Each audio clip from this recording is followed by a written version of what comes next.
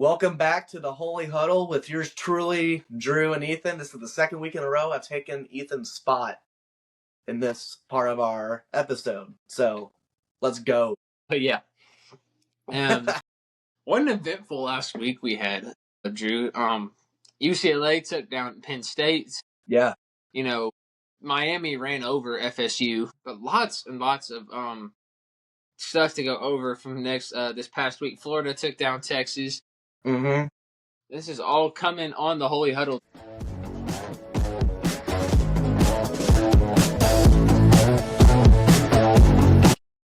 First, I want to start off with Florida's massive upset over Texas. Yeah. No one comes out the swamp alive, and that really stuck that. I mean, I got to be honest, this whole week, looking at all of the tape, Texas looks like the better team. But then I also went into the swamp yesterday, and I hit the gator head. Yeah, you did? Yeah. I was reminded, only gators get out alive. It's just a little bit different. Let's go. It's Gator Nation. Nobody shows up to the swamp if they don't want to get it. Let's go. Dude, when I watched that game, I was really I thought Florida was gonna win, but I didn't expect both of their lines to get blasted in the mouth like they did, because both lines of scrimmage for Texas seemed like they just couldn't win up front, and that to me was the surprising part, because over the past couple of years, Texas's O-line has been like the strength of their team. So that was a big shocker for me. Mm-hmm. And then I thought DJ Lagway, he didn't have crazy numbers or anything, but he managed the game really well. For the most part, they ran the ball well with Jaden Ball in the backfield. So yeah, that was a really good win for Napier. And to say Lagway managed the game would be a bit of an understatement. He threw for almost 300 yards. Well, he managed the game as well, but and a lot of people are starting to think, is Arch Manning really, has he been a big letdown? The media been pushing this agenda of Arch Manning? They've been spoon-feeding us Arch Manning for the past 6 months, past however many months it's been since football season started. Is Arch Manning really as good as we say he is? Well, when you played football in high school and coaches said, don't look at social media, don't look at what the media is saying, don't look at the outside noise. We knew that if Arch was going to come out, if he was going to have the season that everyone thought he was going to have, everybody was going to give him his roses and he's going to win the Heisman Trophy and everything's going to be fun and dandy. Or if he has a bad, start, everyone's going to be criticizing, asking questions, trying to search for, something. And so the media has taken that and and I see it all over Instagram and, social, YouTube, whatever. They keep just mocking Arch Manning. And I'm just like, I knew this was going to happen. If Arch didn't, perform to his level, the media was going to try and make him look bad. And that tends to be the job of the media. Yeah. To push someone when, and to push someone if they may seem good. And I didn't understand the hype. I understood that he's a very talented quarterback. Don't get me wrong. But I think it was too quick for major analysts, major networks to jump on this train, considering he's only played in a few games in his whole career. Yeah. I think it's a bit unfair for the kid to receive this amount of hype and have this amount of pressure on him. Well, yeah, like you said, both sides, it's an unfair assessment. Because last year, he played a couple of games, but he didn't play, he wasn't the full-time starter. So he didn't, not everything was placed onto his shoulders like it is this year. And so, but, that's why coaches always say, don't listen to the outside noise, because, there's positive things that come out of things like this, but there's also negative, thoughts and, negative people just throwing stuff out there that shouldn't be. And yeah, I totally agree. But on Florida's side, they were 1-3. Just think about this: if Florida would have lost that game at home and they would have started 1-4, their situation would have just gotten even worse, and it would have been even worse for Billy Napier.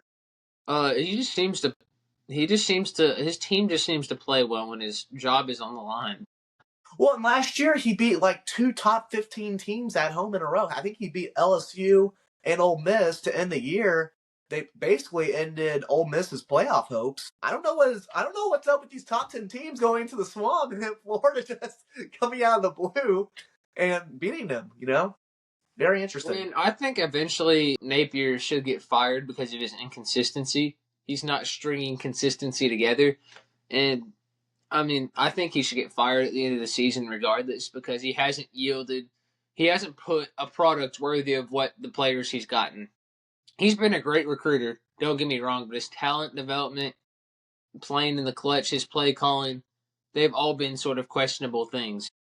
And yeah, and I think at some point you have to assess the whole scope of the program and where it's going. You can have temporary success, but can you have long-term success? Can you sustain it? Yeah, can you sustain it? And that's that. I think that's something that Florida is they're kind of, I guess, stuck in a rut a little bit, even though they beat a really good team, so. But it's just there comes to a point when like you're just like, are we gonna have a sustainable, time? Yeah, and are they finally going to have that breakthrough season?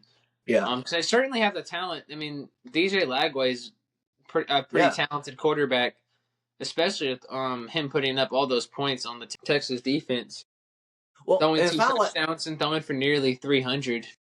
Well, it's not like Napier's not recruiting well because, like you said, he does recruit well, especially at a place like Florida, who's won multiple national and SEC championships. Like, it's not hard to bring and, really, encourage, really big names to come to Florida. It's just they haven't been able to really put it together. I think that's where it just becomes a bad fit. Yeah. Because you see somebody like an Urban Meyer was able to get it done with all the talent he had. To be fair, he had Tim Tebow, Percy Harvin, and so many others. I think Lagway's he has the talent. I don't say he has quite the talent that Tim Tebow did, but he's very talented, and I think they're sort of just selling him short with either that be bad play calling or whatever. But it's going to be interesting to see what Florida does for the rest of the year. Yeah. No, for sure.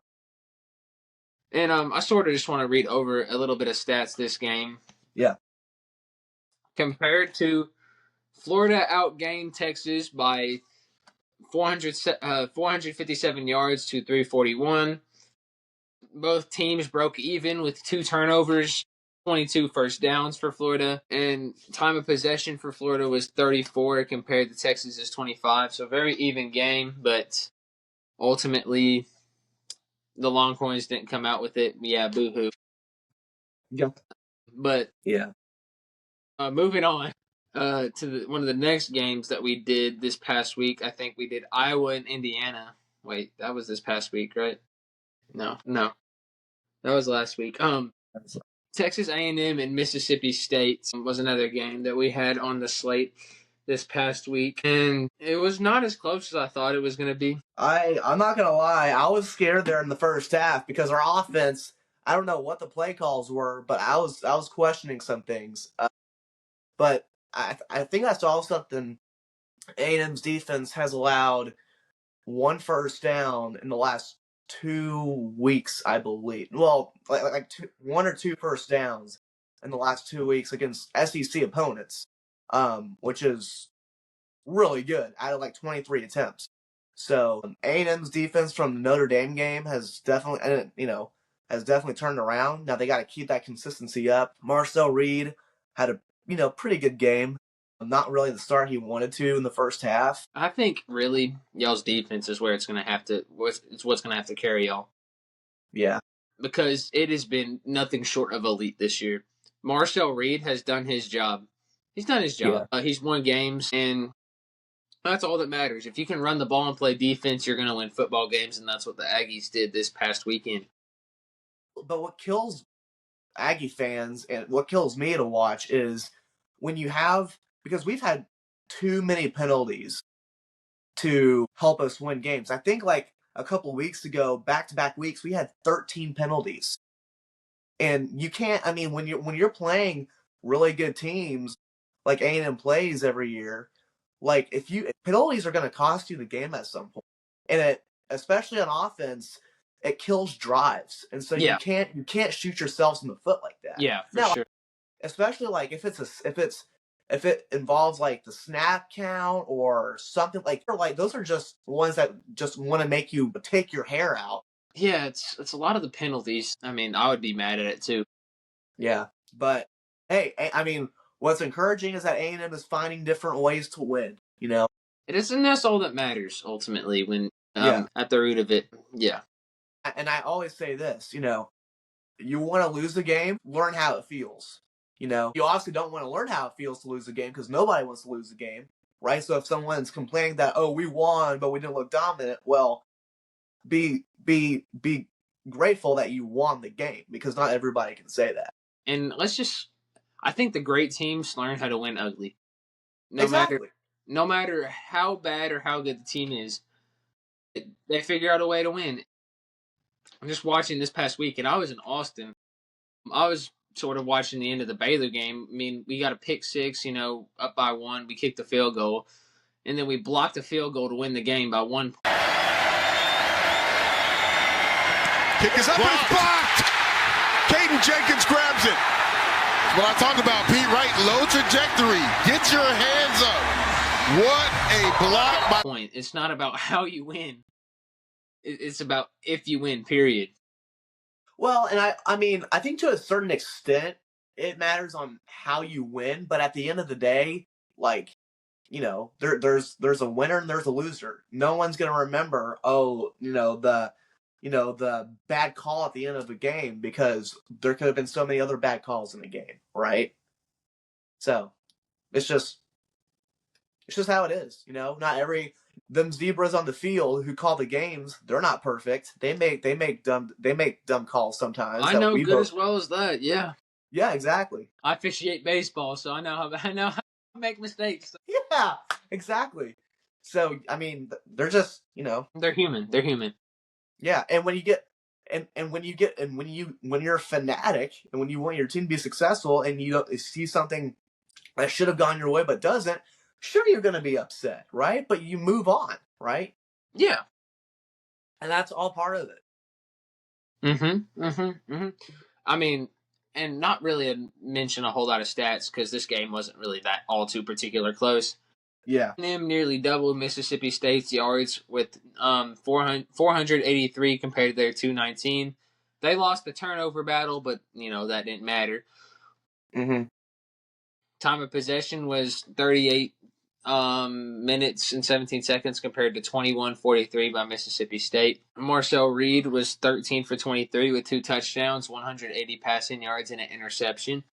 And Reuben Owens, 21 carries and for 142 yards. Yeah. To cap off the Aggies' win. That was by far his best game in his career so far. And Mario Craver adding 6 receptions and 80 yards as well. And Cassius Howell with 3 sacks as well. As well. How many players are we going to get? I'm just sort of mentioning the key statistics that really popped out to me. Anyway, Miami and Florida State. Yeah. Wasn't really interesting till the end of the game because Florida State scored 19 in the fourth quarter. Yeah. I mean, which sort of made it close, but I really think Miami's the team to beat in all of college football right now. They have showed, we're not on upset watch. They're the most consistent team in college football right now. Well, and there's I don't know if you know of a guy named Malachi Tony. He's only a true freshman as a wide receiver at Miami, but he's blowing the doors open for sure. So is Carson Beck. Carson Beck is doing well. Yeah. Sort of having his revenge tour as we speak. And something Miami didn't really do well last year, Miami's defense is doing a really good job. Ruben Bain and a lot of his other friends are sort of leading the charge there. Right. Yeah. Because Ruben Bain is the probably the most well-known name on that defense. But Malachi Toney, true freshman, playing as well as he does, he's going to be special in college football. He's sort of having that freshman season that Ryan Williams, Jeremiah Smith is having right now as a freshman. Yeah. Yeah. And I'm sure Michael Irvin is dancing in his shoes right now. Mm-hmm. So, yeah. Some key stats from this game, just to mention it.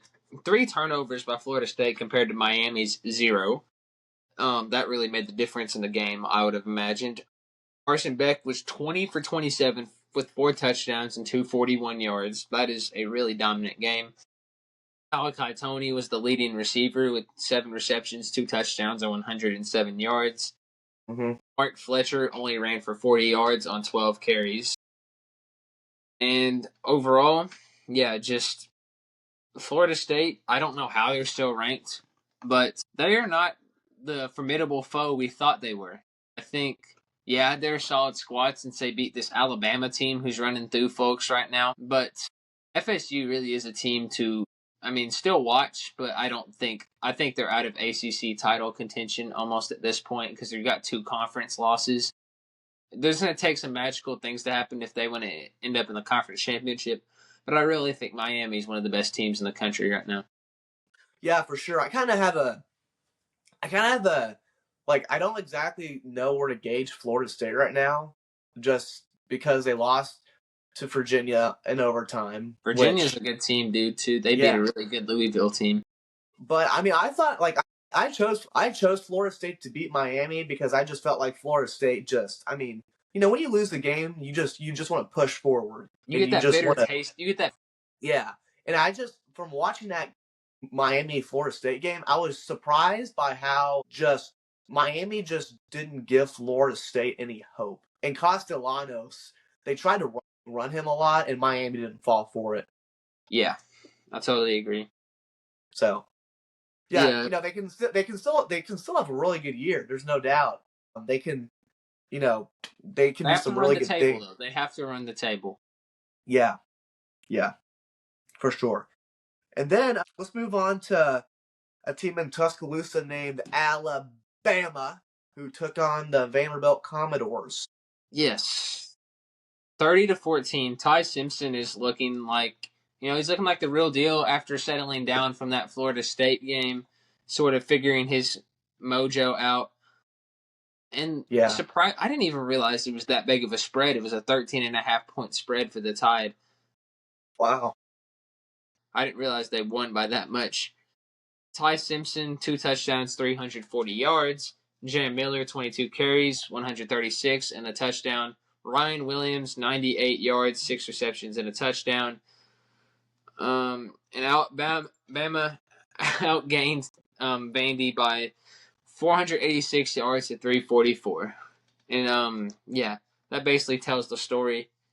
Because I thought Diego Pavia was off to a great start. I saw them hanging in there.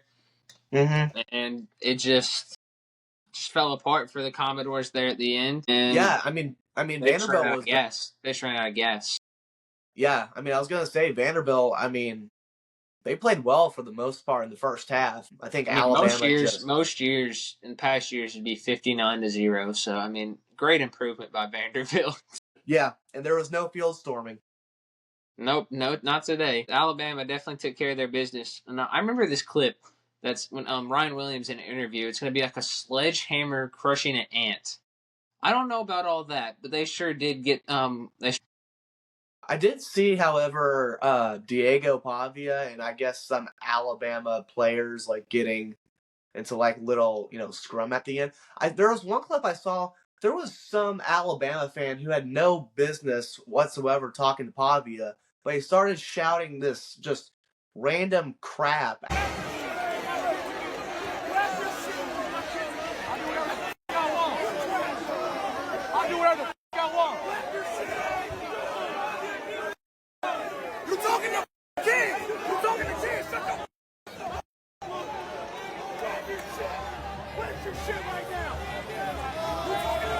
Keep buying your ticket.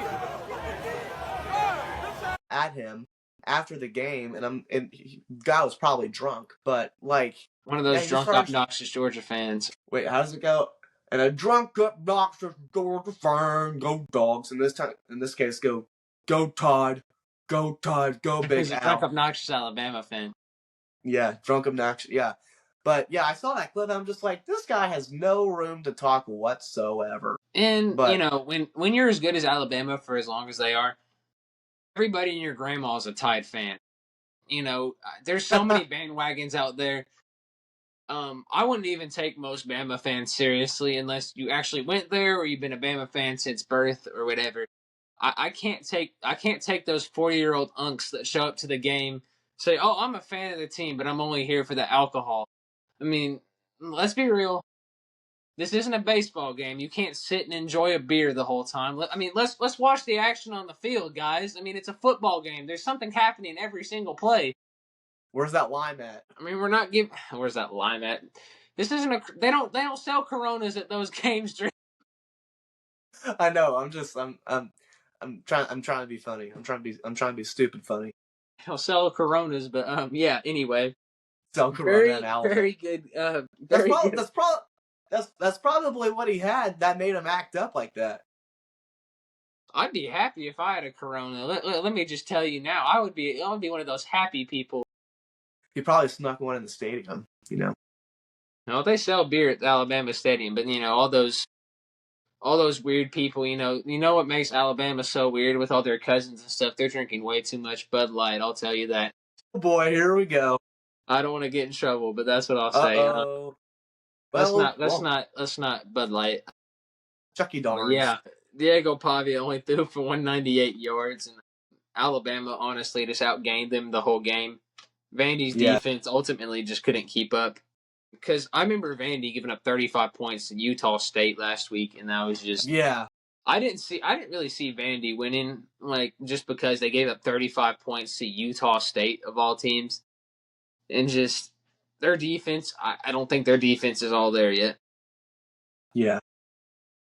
But overall, I still think they can have a great year in the SEC. Obviously, the SEC championship is still on the table, but it's going to be a long shot.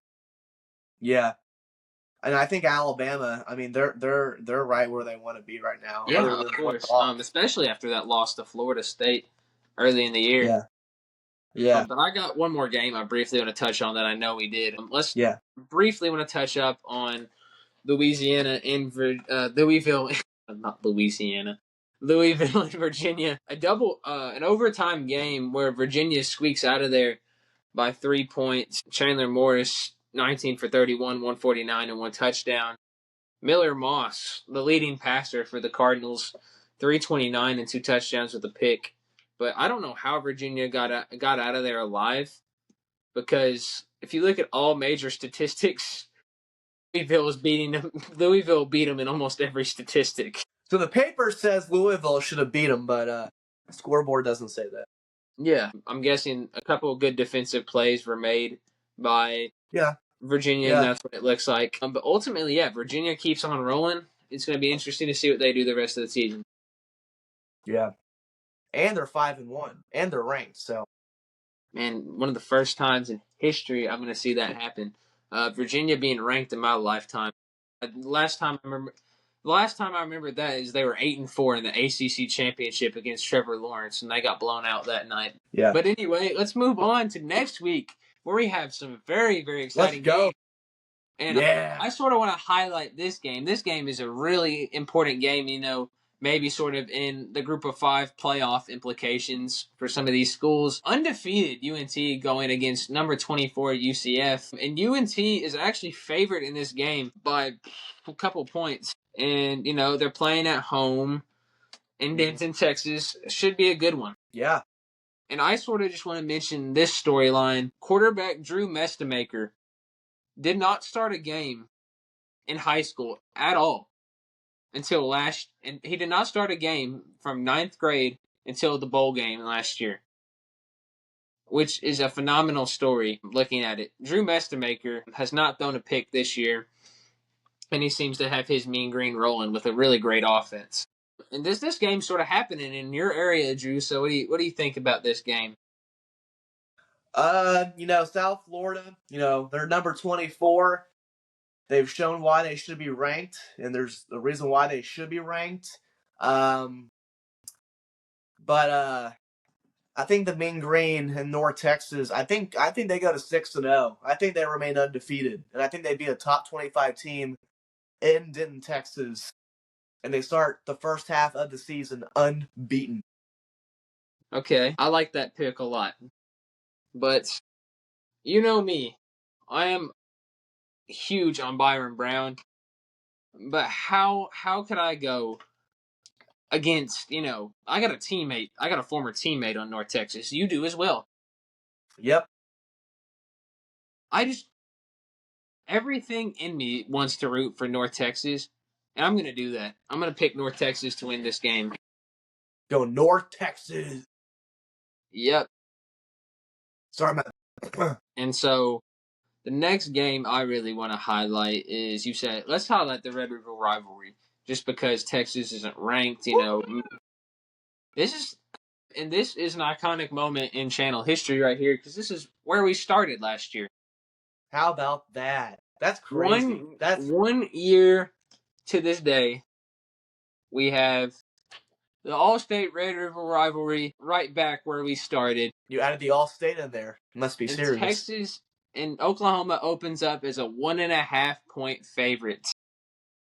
Wow. Oklahoma barely favored by half a point, and I'm guessing they're really hot. Going to be really, and Texas is. The matchup predictor says Texas is going to win this game, but I just don't. John Mateer is looking hopeful to come back. Yeah.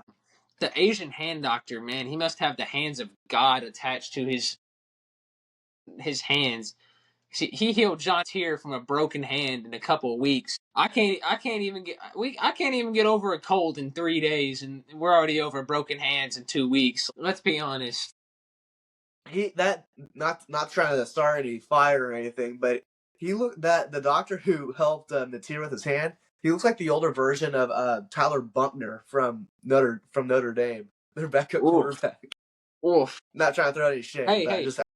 Hey, if John Mateer gets back and has a great game, the doctor deserves the Heisman Trophy for all we care. He should be in New York. Get him in New York. If John Mateer gets to New York, that hand doctor is going to be the reason he's. But yeah, I look at this game and I see, an Oklahoma team that really, outside of Michigan, they haven't really been tested, I would say. And yeah, I really love Michael Hawkins still, even as a backup. He had a bunch of experience last year. Even if John Mateer's not the one playing, I always have to root against Texas. I hate Texas. But this is why I'm going to go with the Sooners. Give me the Sooners. Give me the Sooners by at least a touchdown. Okay. Well, this game, this in the past, this game has always been one of the most iconic games in all of college football, just because you never know what's going to happen. It could be 34-30. It could be 34-3 like it was last year. It could go into overtime. You never know. Arch Manning and Steve Sarkisian come in. They're 3-2-0-1. They need a win. If they want to be in any conversation for anything big this year, they have to win. But on the other side, Oklahoma and Brent Venables, they're 5-0. They're number 6 in the country. If John Mateer plays, they're gonna run the heck out of that kid and make sure that Texas feels him. And if you can't, Michael Hawkins Jr. is very capable of giving OU a huge win. I don't think this is really gonna be. It's not gonna be a blowout, but give me the Sooners at least by 10. At least by 10. Uh-huh. At least by 10. Okay. Yeah. And then we got to the next game. This will be fun. Illinois versus Ohio State. And I look at this game, I look at this game kind of strange, because I see Illinois as they're a very solid squad. They beat USC last week, and USC is a real solid team. But on the other hand, you got the Ohio State Buckeyes. They really run through the gauntlet already this season a little bit. They beat a bunch of good teams. They beat a decent amount of good teams. They beat Washington at Washington. They beat Minnesota. They beat Ohio. They beat Texas at the very beginning of the season. But they are playing at Illinois. inexperienced quarterback. I see some issues happening. I mean, Jeremiah Smith can't do everything for you. I think Illinois has a chance to make this game really, really close. But Ooh, ultimately, I okay. think the Ohio State defense carries them to the win. I like the Buckeyes here. Yeah. I mean, Ohio State is playing like a dang buzzsaw through the first, 7 weeks, 6 weeks. The reason why they're undefeated. Illinois let Indiana put 63 up at their own play, at Illinois' own place. So I'm taking Brutus all the way. I'm taking Lee Corso's Ohio State Buckeyes on the road. And I'm at least by 13. Okay. And then we have, what was it? The BYU Arizona game. Yep. Here we go. Insert Mormon joke here. Oh, jeez. That can't be good. But anyway, the Cougars are going into this game as a 1.5-point favorite. A 7:00 nighttime game in Tucson, Arizona. Noah Fafita has been borderline lights out this season, but has Arizona really played anybody? And that's the real question. They lost to Iowa State.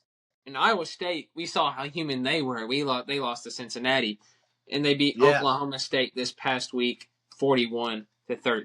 So when I honestly look at this game, I see a team who's playing at home, and I see a team who has a really solid chance to get to a young quarterback. I really like Arizona's offense.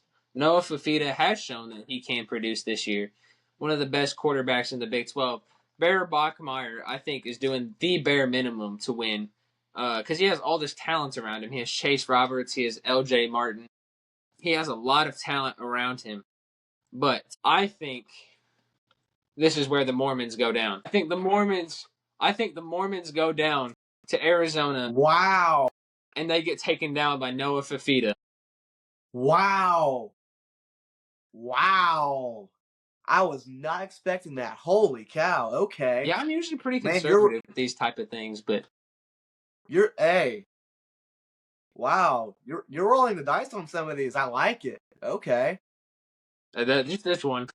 Just on that one. I don't know if it's just me, but whenever Arizona's at home, they just seem to have an extra gear to them, But I got BYU and the Mormon family. I got them going 6-0 on the road. I got BYU winning in a good old haystack.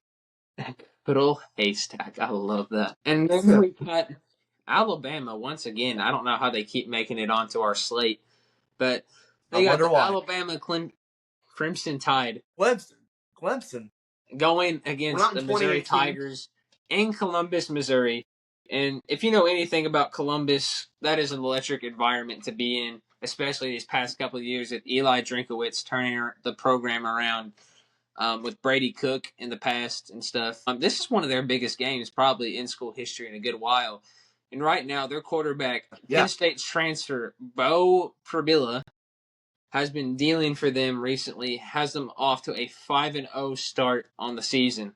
What do you got? Well, like you said, this is probably one of the highest ranked games that Missouri has had at their own place in school history. They've got a top 10 Alabama team coming in. I can't remember the last time. I don't think they've beaten Alabama at their own place since joining the SEC back in 2012. But I'm going Ty Simpson. I think Alabama keeps the train rolling. Give me Big Al and Kalen DeBoer to keep making statement after statement, and they get a big win at Mizzou. When I look at both teams, I see a real dominant run game from Missouri. Not necessarily overwhelming quarterback play from Missouri's side, but Bo Pribilla has been really good. Ty Simpson, only one interception on the season. That is phenomenal. Now, do I think Missouri's going to keep it close? Yes, absolutely. Crimson Tide has been playing this season. They beat Georgia. They beat Vandy. I think they're going to beat Missouri. I think Missouri's a tad overrated, in my opinion. So let's go, Tide. Roll, Tide, roll. Oh, okay. Roll Tide. And then we got the game of the week at Oregon, where Oregon comes off, I think, a bye week, right? I think. Yeah, they came off a bye week. Who you got? Who do I have? Who you got? Well, I think that you can look at this game a lot more interestingly now that you saw Indiana and how they handled Illinois. I think this Indiana Hoosiers team is really good. Yeah. I think Fernando Mendoza is one of the best quarterbacks in the country. Not saying Dante Moore is not one of the best quarterbacks in the country as well. He's gotten off to a great start. Both quarterbacks have. Both quarterbacks have gotten off to a phenomenal start this year. Now, when I look at the stats, Fernando Mendoza, 16 touchdowns to 1 pick. Dante Moore, 14 touchdowns to 1 pick. Both really good quarterbacks, separated by 2 yards in passing yards. Both running backs, pretty much even. Elijah Surratt, a really good receiver. Then you got, on the other hand, freshman phenom DeCorian Moore for Oregon. I'm trying to see who I really want to play here. You know, since they're playing at Autzen, and, you know, Autzen's one of the best environments in the entire world for football, I'm going to go with the Ducks. You're going Ducks. Yeah. You going Oregon. All right, well, so we all know that Indiana's Fernando Mendoza has been slicing through defenses like Swiss cheese through the last couple of weeks. And I said a couple of weeks ago that Penn State was going to knock off Oregon, and, well, Oregon made sure that Drew Aller was going to feel the pain and sorrow inside in Happy Valley, and he sure did. But when you go down to Eugene, Oregon, and you smoke a couple of trees and you really just take it in, there's only one thing you can say, and that's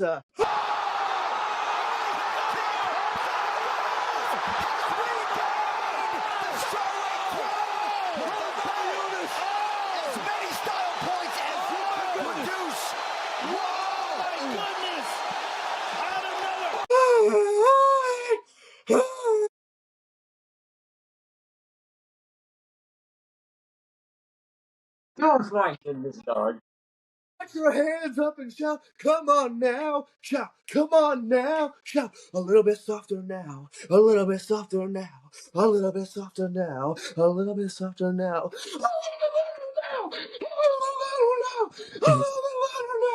Give me Oregon. Give me Oregon. No doubt about it. No doubt about it. I left my heart in Oregon. Thank you. Bravo. I'll sing it. You want me to sing it one more time? I left my heart in Oregon. And that was our segment on the Holy Huddle this week. Have a great weekend of college football, everybody. Enjoy Please yourselves. like, comment, and subscribe, or I will come to your house and hunt you down. Yeah. This is the Holy Huddle. This is Ethan signing off. Peace.